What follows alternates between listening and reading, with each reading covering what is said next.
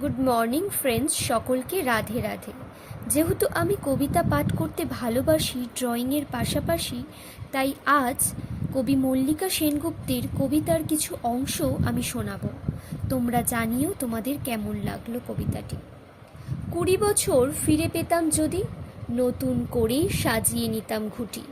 আমি তখন 25 বসন্তের, যেন ভিনাস সাগর থেকে উঠি। 20 বছর ফিরে পেতাম যদি, অন্য কোনো জীবন বেছে নিতাম। ঘূর্ণি তুলে হেঁটে যেতাম চাঁদে, তারায় তারায় উঠত জ্বলে নাম। হিলহিলে ত্বক, চেকনাই চোখ মুখ, সাজ পোশাকে লাগিয়ে দেব তাক। যে দেখবে তার ঘুরবে মাথা ভো ভো, খুশি হবেন বুড়ো পেট্রিয়ার্ক। নিজের ডাকা স্বয়ম্বর সভায় বেছে নিতাম সুপারম্যান হিরো। অ্যান্টোনিও ব্যান্ডেরাসের দিকে ছুঁড়ে দিতাম বসন্তের তীরও। গম্ভীর এই দিদিমণির মুখে বসিয়ে দিতাম মোনালিসার হাসি। যে কথা আমি বলিনি কোনো দিনও, বলে উঠব তোমায় ভালোবাসি।